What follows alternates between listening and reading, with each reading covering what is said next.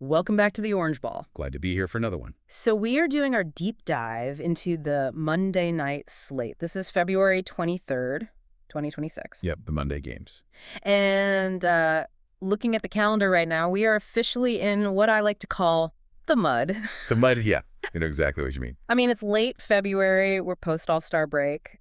The trade deadline is completely in the rearview mirror. Right. And you look at these players and they're staring down the barrel of 15, maybe 20 games left. The legs are heavy. Oh, yeah. The flights feel a lot longer right now. Exactly. And honestly, the product on the floors usually takes a hit. It's the dog days of the NBA season. It is the dog days, but I would actually argue this is also the separation season. Separation season, okay. Because this is the specific time of year where you find out who is actually serious about playing in June and who is, already booking their vacation to Cancun for April. Right. You see that mental fatigue set in and you see who cracks under it. And last night we definitely saw some cracks, but we also saw some absolute steel. We did. It was a litmus test of a night. We had some long losing streaks finally ending.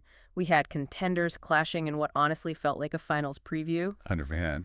And we saw the defensive hierarchy of this league put to the absolute test. So for you, the listener, we've got a great breakdown today. We're going to dive deep into the tape. We've pulled the advanced box scores, and our mission today is to figure out what last night tells us about the real playoff picture. It was a night of revelation, really. Yeah. I think we learned more about the true pecking order of the Western Conference in 3 hours last night than we have in the last 3 weeks combined. I am totally inclined to agree. We have a lot to get to. We're going to break down the Kings finally snapping that historic skid. Finally. And we really need to talk about the Houston Rockets putting on a defensive masterclass that should absolutely terrify the rest of the West. But there is really only one place we can start. Little Caesars Arena. Detroit. The main event. The immovable object meeting the irresistible force. Exactly. So let's set the stage for you. The number one seed in the Eastern Conference, the Detroit Pistons, sitting at 42-13 coming into the night. Best record in the East. Hosting the number 2 seed in the West, the San Antonio Spurs, who were 40-16. San Antonio riding an 8-game win streak. Yep. Detroit looking to defend home court. And the Spurs just walked in there and took a 114-103 victory. It took it convincingly. Right. And if you just look at the box score and see an 11-point win, you might think, okay, competitive game standard night. Sure. But watching that tape, It felt like a statement. It felt like a total declaration of intent from San Antonio. it really felt like a hierarchy shift. Yeah. I mean, we've been hearing about this identity change in San Antonio for a few weeks now. The fans are calling it Slam Antonio. Slam Antonio. I absolutely love it. It sounds kind of like a marketing gimmick, doesn't it? Like something the PR team cooked up to sell some T-shirts. It does sound like a gimmick, but it's actually a schematic reality now. This isn't the methodical bank shot, pass it 6 times Spurs of 20 years ago. Right, the early Popovich era. Exactly. Yeah. This is a high defense, high transition, absolute nightmare to play against. And it starts as everything in San Antonio does right now with the man in the middle. Yeah. Victor Wembanyama. So let's unpack his night. Because if you just look at the raw numbers, 21 points, 17 rebounds, 6 blocks. So it's a casual Monday. Right, for 99% of the league, that is a career night. A career night. But for Wemby, it's a Monday. Well, But watching the game, his impact just felt heavier. it was the gravity. Yeah. But we really need to be specific about what that means for our listeners. Because usually when we use the word gravity in the modern NBA, who are we talking about? Jeff Curry. Right, we're talking about offensive gravity. Yep. Steph runs to the three-point line. Yeah. 2 defenders completely panic and chase him. And that pulls the defense apart, opening up the lane for layup. Uh-huh. Wembanyama has completely inverted that concept.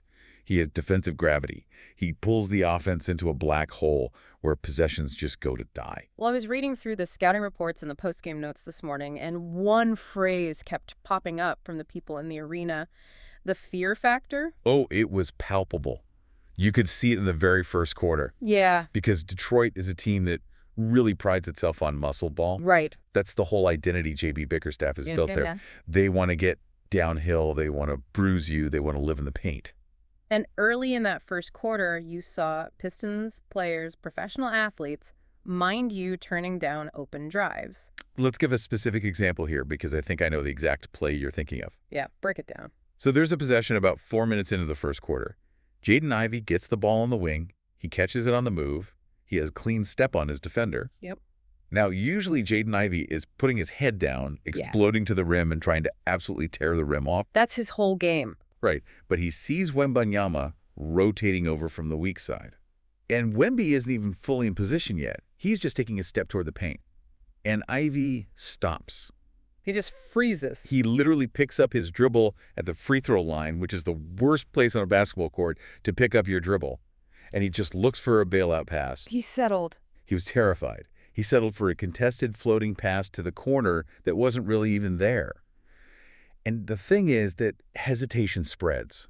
It's contagious. Extremely contagious. You saw guys settling for inefficient mid-range pull-ups. You saw them floating passes. They were doing everything they could to avoid challenging him at the rim. Because he patrolled the sky. Exactly. When you have a guy who can take away the paint without even jumping, sometimes it changes the actual geometry of the entire court. Let's pause on geometry for a second. For the listener who maybe isn't, drawing up plays on a whiteboard, explain how one player changes the actual shape of the available court.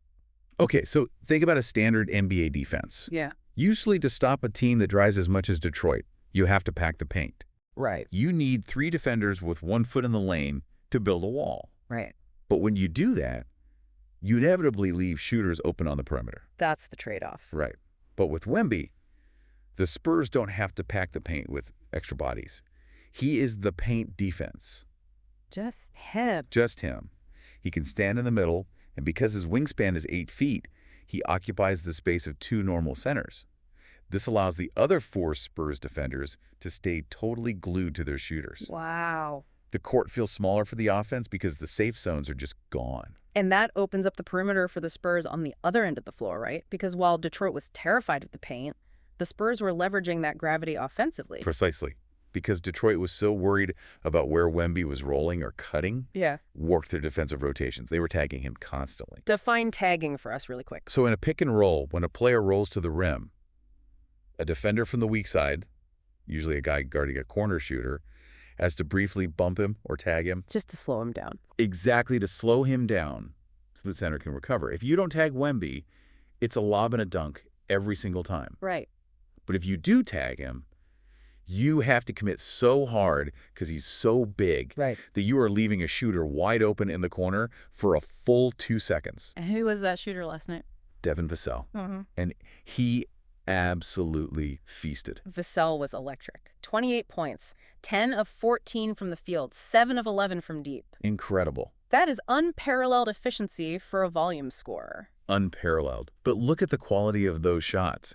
He got those looks because Detroit was scrambling. Overhelping. Right? They were overhelping on Wemby, worrying about the lob threat, and Vassell is just sitting in the corner coming off a pin down completely clean. Right. He was basically playing shooting practice out there. And let's not forget Julian Champagnie. The unsung hero. 17 points, massive clutch threes. When you have Wemby occupying 2, sometimes 3 defenders mentally, guys like Champagnie and Vassell are the direct beneficiaries. They get to play 4-on-3, basically. So offensively, the Spurs were clicking because of that gravity. But I want to pivot to the matchup that I think defined this game. Oh, yeah. And honestly, this might define the Rookie of the Year race, or at least the all-defensive conversation for years to come. Stephon Castle versus Cade Cunningham.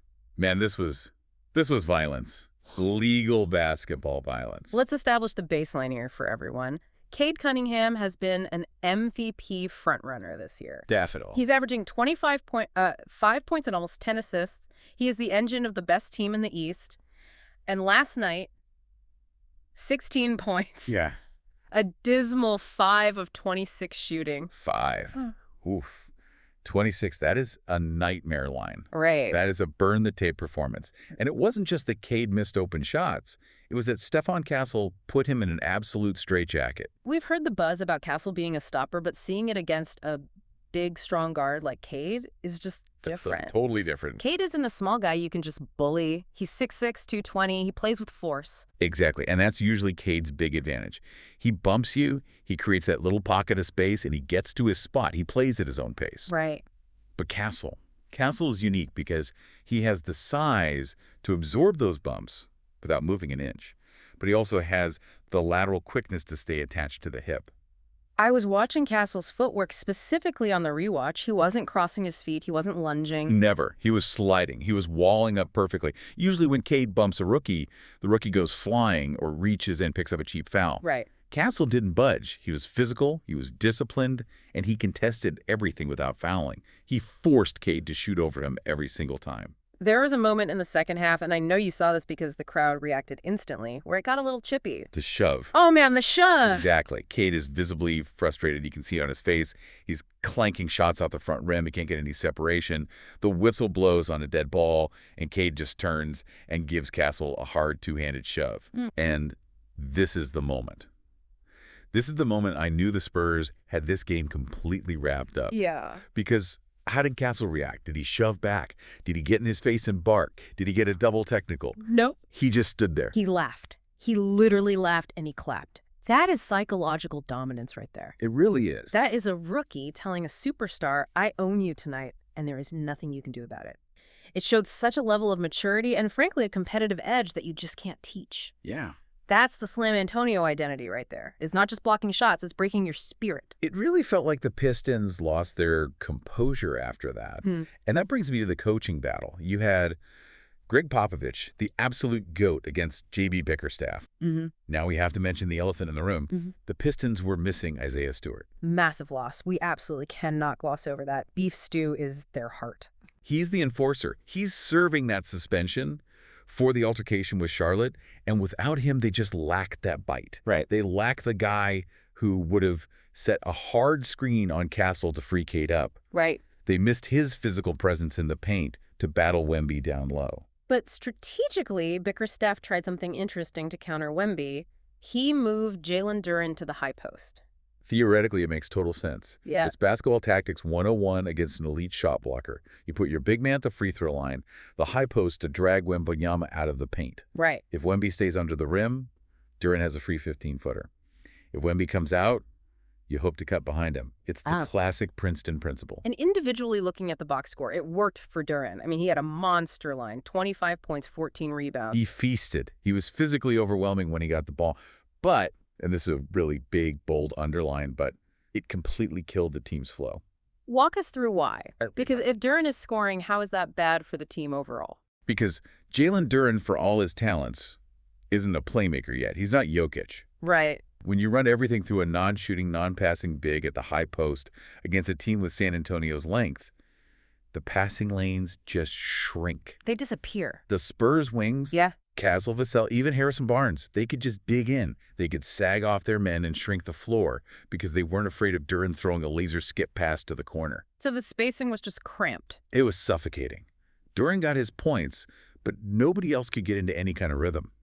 It turned the Pistons into a completely one-dimensional 1990s offense. And the numbers completely back that up. The Pistons shot, and hold your breath here, 19.4% from three. 19%. You cannot win in 2026 shooting sub 20% from deep. You just can't, especially not against the Spurs.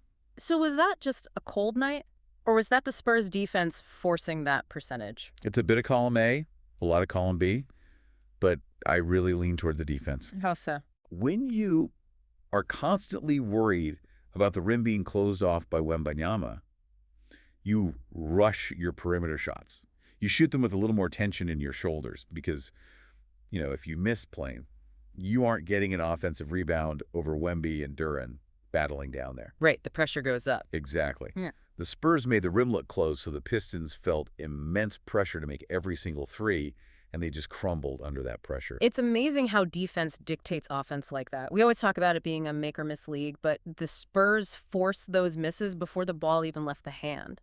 And we really have to give credit to the Spurs rotation, too. They were missing Mason Plumlee, who's still reconditioning, and Lindy Waters III, but they didn't miss a beat. Not at all. They played a 10-man rotation, kept fresh bodies on the floor, and just ran Detroit into the ground. That transition game in the final 5 minutes was lethal. Elite. That's the evolution I mentioned earlier. The old Spurs would grind you out in the half court. This team, Wemby gets a block and outlets to Castle or Vassell, and they're just gone. It's a track meet. It is a track meet. And Detroit, with those heavy legs we talked about in the intro, just couldn't keep up. So the big question here, we see the standings this morning. OKC is still first in the West at 44-14. The Spurs are right there at 40-16. Does this game beating the best team in the East on their home floor validate San Antonio as the true threat to OKC? Without a doubt. If I'm in Oklahoma City, I am watching this tape and I am sweating. Really? Oh, yeah. Yeah. Because OKC is great, but they rely heavily on driving. They rely on Shai Gilgeous-Alexander getting into the paint, creating contact, operating in that middle area. Right. The Spurs just proved they can completely shut down a paint-dominant offense. Yeah. They have evolved. They aren't just a fun young team anymore. They are a juggernaut. Slam Antonio has arrived. It has arrived, and it is terrifying. All right, let's pivot. Because while the Spurs were making a massive statement at the top of the standings, something historic happened at the bottom of the West. Oh, finally. Sacramento Kings. The streak is over. You can finally say it on air. They snapped a 16-game losing streak, beating the Memphis Grizzlies 123-114. And I know it's a battle of the lottery teams right now. Kings are 12-46, Memphis is 21-34, but this felt like a massive exhale for that entire franchise. It was an exorcism. You could feel the relief all the way from Memphis to Sacramento. I actually saw a comment on the Kings Reddit thread that cracked me up. A fan said, "We gave up losing for Lent." That is absolutely perfect. It fits so well. But in all seriousness, even though these are two struggling teams, we have to talk about Russell Westbrook. Year 18, the man is still doing it. 25 points, 7 assists, 8 of 17 shooting. And it wasn't just empty stats in a blowout either. It was vintage, aggressive Russ. He was attacking the rim like he was 25, not 37. And that's exactly what the Kings needed. Look, Sacramento was depleted. No Domantas Sabonis, no Zach LaVine, no DeAndre Hunter. They were fielding an M-Ash unit right now. But Westbrook, he doesn't care who is on the floor with him. He plays with that exact same ferocious engine every night. I thought tactically Mike Brown did something really smart here. He knew Memphis was also depleted. No John Morant, no Jaren Jackson Jr., no Zach Edey. So what did the Kings do? They just ran. Raw speed. And that was the entire game plan. Usually, Mike Brown is a highly detail-oriented, defensive-minded coach. He wants structure. Right. But last night he realized, I don't have the personnel for complex sets. So they replaced structure with velocity. Westler pushed the pace before the Memphis defense could even get set. Makes sense. When you have a team that hasn't played together much, which is the case for both these squads right now due to injuries, structure often fails. Chaos favors the energetic. And frankly, nobody creates energetic chaos quite like Russell Westbrook. And he had help. Precious Achiuwa was a monster on the glass. 22 points, 12 rebounds. Yeah. He really anchored that interior. Without Sabonis, they needed someone to clean the glass, and Precious played huge. He was the power in their scheme. Yeah. There's been this debate going around about the ethical tank. The ethical tank. I love this term. Right. The idea that the front office might want to lose for draft positioning, Cooper Flagg or whoever the prize is in 2026, but the players and coaches just refuse to roll over. That's the road beam mentality right there. Mike Brown is not going to coach to lose. Russell Westbrook certainly isn't going to play to lose. Even DeMar DeRozan, who had 19 points on efficient shooting. Yeah. These are proud veterans. Yeah. They looked at a Memphis roster that was basically a G League squad plus a few rotation guys. And they said, we are not losing 17 in a row to these guys. It matters for the culture, doesn't it? Even in a lost season. It matters so much. You can't let a losing culture seep into the walls of the facility. You have young guys on that roster like Maxime Reynaud, who had a really nice double-double. They need to see what it takes to actually win an NBA game. Westbrook and DeRozan showed them that professional pride last night.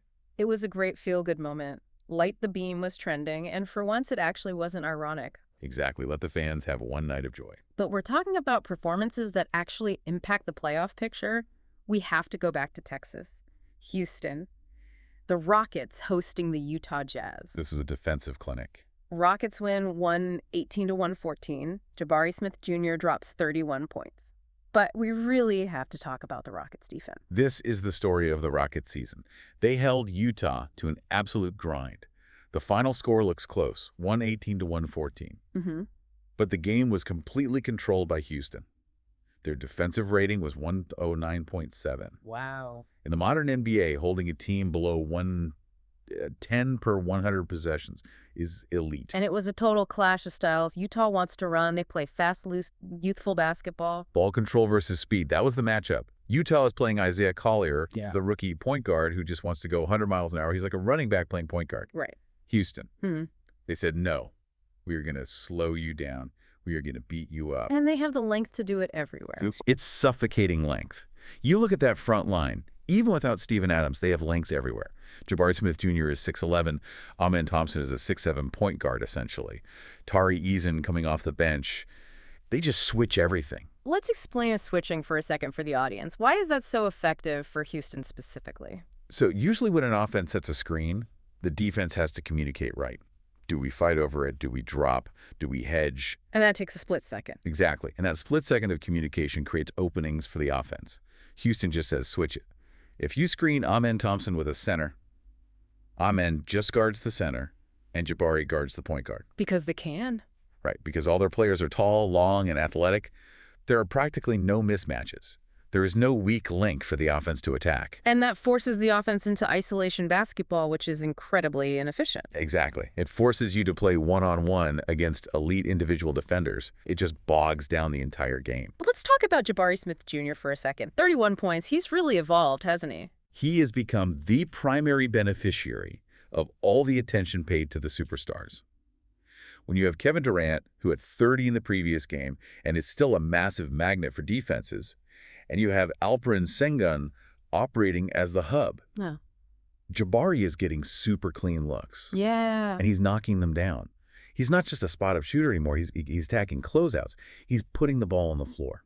Speaking of Alperen Sengun, we have to discuss his role here. He didn't have a massive scoring explosion last night, but the offense runs through him completely. He is the sun, and all the other planets orbit around him. He entered the night with a career-high assist rate of 29.3%. Think about that for starting center.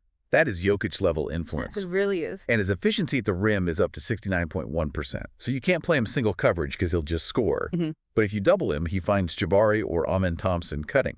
He had 6 assists last night, but the hockey assists, the pass before the pass, were just constant. Hockey assist. Break that down for us. It's the pass that directly leads to the assist. Sengun throws a skip pass to the corner. The defense rotates frantically to cover it. The corner man drives and dumps it to the dunker. Right. Sengun doesn't get the stat in the box score, but he completely created the play. He unlocked the defense. Amen Thompson had 20 points too. That connection between Sengun and Thompson is becoming really special. It is. Amen is such a dynamic cutter. When Sengun has the ball at the high post, Amen just finds the gap in the defense. It's instinctive. It is beautiful basketball to watch. So comparison time here. We had Westbrook's emotional win for the Kings, and we had this defensive masterclass from the Rockets. Which performance matters more for April and May? Oh, it has to be the Rockets. Look, Russ's night was a great story. I loved watching it. But the Kings are going home in April. The Rockets. This performance was a blueprint. A blueprint for what exactly? For suffocating teams in the playoffs. When the game slows down in the postseason, you need a defense that can grind out tough possessions. Houston showed they can do that. They forced Utah into uncomfortable shots. They controlled the pace. Yeah. That is winning basketball. That is what makes them a legitimate threat to Denver, to Minnesota, even to OKC. It feels like the West is just an absolute gauntlet this year. It's a bloodbath. And Houston is just sharpening their knives. All right, let's take a step back and look at the league-wide trends. Because watching these games, I'm seeing a real pattern in how these teams are structured. Oh, absolutely. There's a buzzword floating around the analytics community right now that fits perfectly, the RDF style structure. Okay, let's unpack this. RDF, what are we looking at here? It's basically a grammatical way to look at basketball offense. Stick with me on this one. Subject, verb, object. English class on the basketball court. All right, I'm listening. So the subject is your star initiator, the guy who starts the action.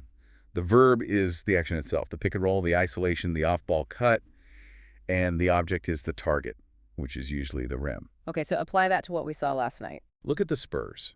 Their subject is the combination of Wemby and Vassell. Their verb is the spread. They spread the floor to create massive gravity. And because of that gravity, the rim becomes accessible because the defense is so stretched out. Right, the sentence flows perfectly. Exactly. Now look at the Pistons. Their subject was Duren and Cade. Their verb was power. They tried to power their way to the rim. But the problem was the object, the rim, was entirely blocked by Wembanyama. So the sentence just didn't make sense. The grammar was broken. The sentence was a fragment, or a run-on sentence that went absolutely nowhere. Precisely. It was a sentence that ended in a shot clock violation or a turnover. And then you look at the Kings. Their subject was Westbrook. Their verb was just speed. Run faster than the other guys. Right. Sometimes you don't need complex grammar. You just need to shout.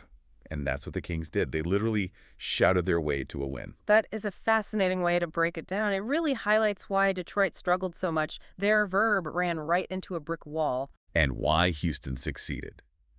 Their subject, Sengun, facilitated the verb movement to get the object, which was open shots for Jabari. It was grammatically perfect basketball. I want to touch on the coaching aspect of this too, specifically with Mike Brown in Sacramento. We talked about the road beam mentality. But how hard is it really to get a 12-win team to play that hard in late February? It's the hardest job in sports. Coaching a 40-win team is relatively easy.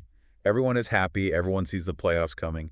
Coaching a 12-win team that is missing its 3 best players, that is an absolute minefield. Because players are thinking about vacation. They're thinking about free agency. Exactly. They're thinking, why am I diving for this loose ball on a Tuesday? I don't want to get hurt before my contract negotiation this summer. Yeah. Credit to Mike Brown. He has maintained real professional pride in that locker room.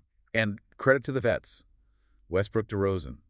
They set the tone. If Russell Westbrook is diving on the floor in a lost season, you, the rookie on a 2-way contract, better be diving on the floor too. Absolutely. It keeps the standard high even if the record is low. And that matters for next year.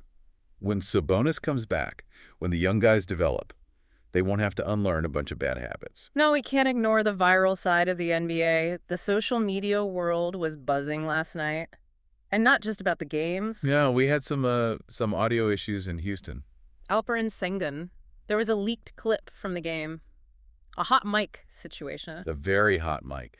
A cuss-filled rant directed at a referee. We can't repeat it here, obviously, but let's just say he was very expressive about his disagreement with the call. He used some very colorful language. Now, some people are saying this is a bad look. He's a young star. He needs to keep his cool. What's your take on it? I actually kind of like it, to be honest. Really? You don't think he needs to be more composed out there? Look, obviously you don't want to get technicals. You don't want to hurt the team.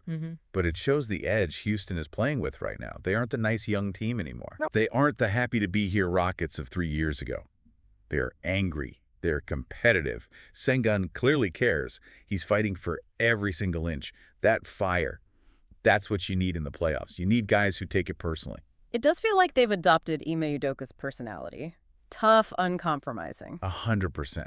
And if a few F-bombs are the cost of that intensity, I think Rockets fans will gladly take it. We also had a moment from Neemias Quetta of the Celtics, trending online. The post-whistle swat. Austin Reeves goes up for a shot after the whistle, just a casual practice shot, and Quetta sends it into the third row. It's incredibly petty, and I love it. It reminds everyone of Joe Mazzulla, the Celtics coach, who literally does the same thing in practice. Yeah. It's this mindset of you don't get to see the ball go in the basket. Yeah. Ever. Not even after the whistle blows. Psychological warfare again. It is. It's all connected. Castle laughing at Cade, Quetta blocking dead ball shots, Sengun yelling at refs. The intensity level of the league right now is incredibly high. Everyone is trying to find that 1% mental edge. And then, of course, the king himself weighed in on the narrative, LeBron James. LeBron always knows exactly how to stir the pot. He made comments stating that Jaylen Brown should be in the MVP conversation. Which is really interesting given their history. There was some drama about private conversations in the past. But for LeBron to come out and publicly endorse Brown, it definitely shifts the narrative. It does. It validates what Boston is doing. And frankly, it muddies the waters for the MVP race, which is already incredibly crowded with Shai Luka and even Cade, despite his bad night. It's the LeBron bump. When he speaks, voters listen. It puts pressure on the media to look closer at Jaylen Brown's overall impact. So bringing it all back to the big picture as we wrap up, we look at the standings this morning. OKC is first in the West. Spurs are second, breathing right down their necks. The gap is razor thin. It's going to come down to the wire in the West. Every single game matters from here on out. And in the East, the Pistons are still first, but they looked very vulnerable last night. They look mortal. And with Boston and New York surging, New York won their game too. KT had a massive night. The gap is closing fast. Detroit really can't afford many more nights where they shoot 19% from three. They need to figure out their offense against elite length, and they need to do it fast. And injuries are the wild card here. We saw how much Detroit missed Stewart. We saw Sacramento and Memphis decimated. Even the Jazz are missing Kessler and Nurkic for the rest of the season. The health of the middle-of-the-pack teams is really diluting the quality of play in some of these specific matchups. But it also highlights the depth of teams like San Antonio. They missed a couple of guys and didn't even blink. That's a true championship trait. It absolutely is. Well, we have covered a lot today. From the defensive clinic in Detroit to the end of the streak in Memphis, What is the one thing, the clip-worthy line, that you want our listeners to walk away with today? It has to be this. Detroit might have the best record in the East, but tonight proved that in 2026, all roads to the title go through the skyscraper in San Antonio. Oh. If you can't shoot over Wemby, you simply can't win. Simple as that. The skyscraper. I have a feeling we're going to be using that nickname a lot this postseason. Get used to it. He's casting a very long shadow over the entire league. Always a pleasure breaking it down with you. Same here. And to you, the listener, thank you for tuning in to our deep dive on the Orange Ball. Make sure you hit that subscribe button so you don't miss our breakdown of tomorrow's slate. We're heading towards the playoffs, and the intensity is only going up. See you tomorrow on the Orange Ball.